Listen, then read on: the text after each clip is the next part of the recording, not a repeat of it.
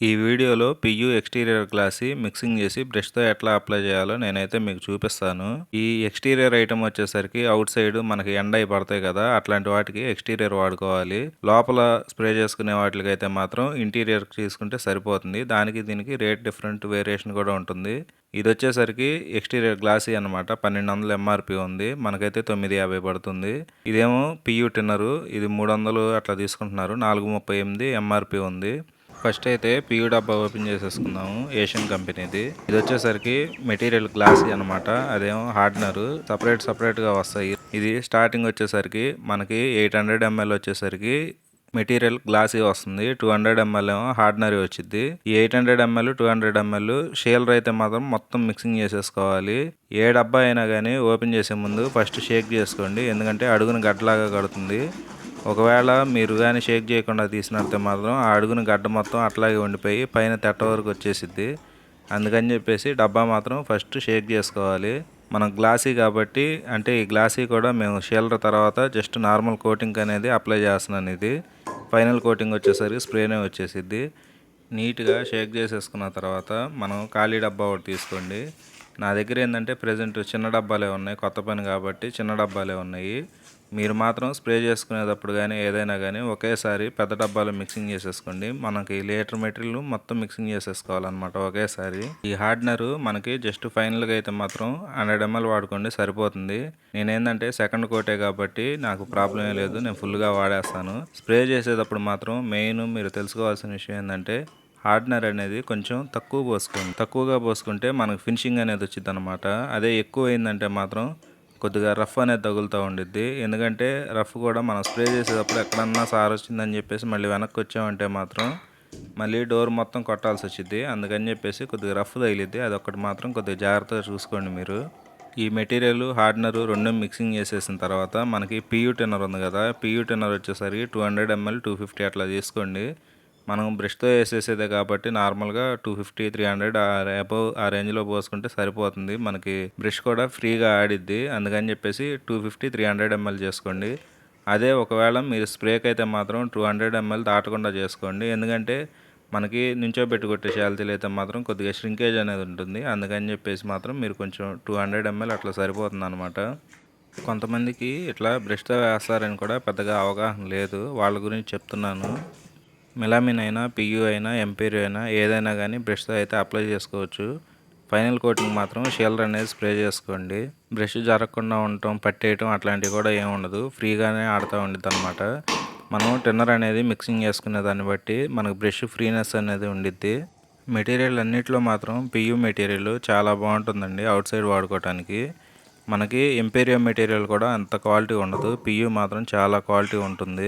Power కూడా చాలా బాగుంటుందండి. మనకి మెటీరియల్ తడిసినా ఎండబడినా అసలు మనకి పెట్లుగా లేకపోవటం అట్లాంటివి అనేది అసలు ఏం ఉండదు.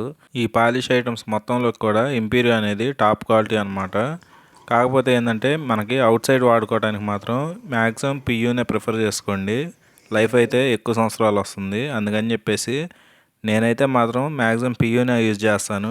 నార్మల్ ఇంటీరియర్కి వెనీర్కి వాటికి అయితే మాత్రం నేను ఇంపీరియో యూజ్ చేస్తాను, కానీ మ్యాక్సిమం అవుట్ సైడ్ కానీ టేక్వుడ్ శాలితీలు ఏదైనా కానీ నేనైతే పియూనే ప్రిఫర్ చేస్తాను. మీరు కూడా కొంచెం బడ్జెట్లో పియూనే యూజ్ చేసుకోండి, బాగుంటుంది. ఇప్పుడు ప్రజెంట్ అయితే ఈ చెక్కుడు డిజైన్ ఆర్చి అనమాట. ఇది ఆర్చి చెక్కలు పైన వస్తుంది కదా, ఆ పై చెక్క అనమాట ఇది. ఈ ఆర్చికి అయితే నేనైతే బ్రష్తో వేసి చూపిస్తాను. ఇది వచ్చేసరికి నీట్గా ఒకేసారి వేసుకోండి. ఒకేసారి కొంచెం మందాలు అయి పడిపోతే లేపితే మళ్ళీ క్లియర్ అనేది లెగుస్తూ ఉండిద్ది. అందుకని చెప్పేసి ఒక్కసారి అప్లై చేసేసుకోండి. మనకి వుడ్లో సన్న పీస్ లాగా వచ్చింది అనమాట, ఆ పీస్ కూడా మొత్తం పూడిపోయేటట్టుగా అప్లై చేసేసుకోండి. ఇది వచ్చేసరికి ఇంకో విషయం ఏంటంటే కొంతమంది నన్ను అడుగుతున్నారు, పాలిష్ వర్క్కి కొత్తగా నేర్చుకునే వాళ్ళు రావచ్చా, మీ సలహా ఏందని చెప్పేసి. నేనైతే మాత్రం స్టూడెంట్స్కి వాళ్ళందరికీ చెప్తున్నాను, ఈ వర్క్ అయితే మాత్రం కొంచెం దూరంగా ఉండటమే మంచిది. మనకి ప్రజెంట్ ఇప్పుడు డబ్బులు వచ్చేవి చూసుకుంటున్నారు, కానీ లాంగ్ లైఫ్లో మాత్రం హెల్త్ ఇష్యూస్ కంపల్సరీ వస్తాయి. స్టూడెంట్స్ కానీ కుర్రోళ్ళు కానీ కొత్తగా వచ్చేవాళ్ళు మాత్రం కొంచెం అయితే దూరంగా ఉండండి. హెల్త్ ఇష్యూస్ వచ్చినాయి అంటే మాత్రం దీంట్లో వచ్చే డబ్బులన్నీ మనకు హాస్పిటల్ పెట్టుకోవాల్సి వస్తుంది. అందుకని చెప్పేసి కొంచెం రాకుండా ఉండటానికే చూడండి. ఇంకా ఏ పని లేకపోతే మాత్రం ఇంక అప్పుడు ఇంకా చేసేదేం లేదు, ఇంకా మీ ఇష్టం అది. ఈ శాల్తీకి వచ్చేసరికి ఈ డిజైన్ ఆర్చి ఒకటి, 2 డోర్లు డిజైన్ డోర్లు కూడా. ఈ డిజైన్ ఆర్చి 2 సైడ్ ఆర్చీలు, అవి కూడా డిజైన్తోనే వస్తాయి. ఒక డబుల్ డోర్ సెట్ మొత్తం కలిపి 18,000 అయితే ఛార్జ్ చేసాము. ఓన్లీ పియూ ఎక్స్టీరియర్ మెటీరియల్తో. ఇవి వచ్చేసరికి రేట్లు అనేవి మనకి మారుతూ ఉంటాయి అన్నమాట. మనం చేసే వర్క్ని బట్టి మారుతూ ఉంటాయి.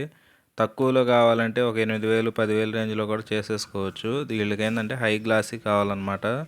మనకి ఎప్పుడైతే వర్క్ అనేది హై ఉంటుందో క్వాలిటీ కూడా అంతే ఉంటుందన్నమాట. దానికి తగ్గట్టే రేట్ కూడా ఉంటుంది. అదొకటి గుర్తుపెట్టుకోండి. మీకు ప్రతి వీడియోలో చెప్తానే ఉన్నాను. మనకి తక్కువ రేట్లలో చేసేవాళ్ళు ఏంటంటే మనకి ఏ కాడికి చేసామో తీసామో అన్నట్టే ఉండిద్ది. మనకి నీట్గా ఫినిషింగ్ అనేది అయితే మాత్రం రాదన్నమాట. ఇది వచ్చేసరికి వీడియోలో కనిపిస్తుంది కదా, మీరు స్టార్టింగ్లోనే పేపర్ వర్క్ అనేది నీట్గా చేసుకోండి. లేకపోతే అదిగోండి స్క్రాచెస్ చూసారు కదా, మీకు కనిపిస్తున్నాయి కదా, క్రాసులు దిగిపోతూ ఉంటాయి. మనం అంత ఫైనల్ చేసినా కానీ ఆ గీతలు అనేవి కనిపిస్తూ ఉంటాయి. అందుకని చెప్పేసి పేపర్ వర్క్ ముందుగానే నీట్గా క్లీన్ చేసేసుకోండి. మనకి పీస్ కానీ జడ్జ్ కానీ అట్లా ఉండకూడదు. లైన్స్ కూడా మీరు మనకి జాయిలు అనేవి స్ట్రైట్గా ఉంటే స్ట్రైట్గా కొట్టుకోవాలి, అడ్డంగా ఉంటే అడ్డంగా కొట్టుకోవాలి.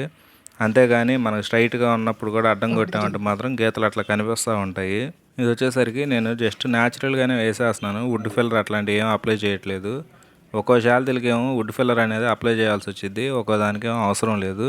దీనికి వచ్చేసరికి వుడ్ ఫిల్లర్ అట్లాంటివి ఏం అవసరం లేదు. మనకేంటంటే వుడ్ నీట్గా కొంచెం క్వాలిటీ బాగుందన్నమాట. జస్ట్ మనం స్ట్రైనర్లో కలర్ అయితే మిక్సింగ్ చేసేసుకుని స్ప్రే అయితే చేసేసుకోవచ్చు. అందుకని చెప్పేసి నేనైతే దీన్ని న్యాచురల్గా వేసేస్తున్నాను. మనం పాలిష్ అనేది చేయించుకోవాలనుకుంటే మాత్రం ఏ టైపు వుడ్ తీసుకోవాలి, ఏ క్వాలిటీలో ఉండాలి, ఎంత బడ్జెట్ అవుతుంది, అది కూడా నేను కంప్లీట్గా ఒక వీడియో అయితే చేస్తాను. మనం వుడ్ తీసుకునేటప్పుడు మాత్రం కొంచెం క్వాలిటీ బాగుండే వుడ్డే తీసుకోండి. పాలిష్కి సంబంధించి అయితే మాత్రం మెయిన్ వుడ్ క్వాలిటీ అనేది వుడ్లో కనిపించే జాయిలు బట్టి డిసైడ్ చేసుకోవచ్చు. వుడ్ ముదురుగా ఉండేది తీసుకోండి. మరీ లేతగా ఉన్నా కానీ మనకి తెల్లగా ఉండిద్ది అన్నమాట వుడ్ అంతా. అట్లా తెల్లగా ఉండేది కూడా తీసుకోకూడదు. మెయిన్ ఏంటంటే మనకి క్వాలిటీ అనేది చాలా ఇంపార్టెంట్ పాలిష్ వర్క్కి. మనం పాలిష్ అనేది చేయించుకోవాలని చెప్పి ముందుగా డిసైడ్ అయితే మాత్రం వుడ్ మాత్రం కాస్ట్లీలో తీసుకోండి.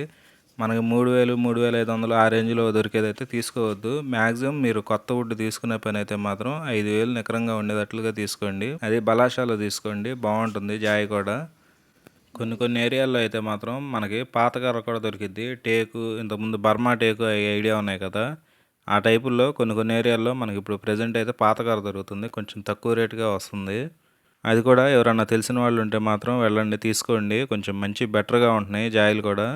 ఇంకో విషయం ఏంటంటే ఇప్పుడు నేను వేసేది కూడా పాత కర్రేనమాట.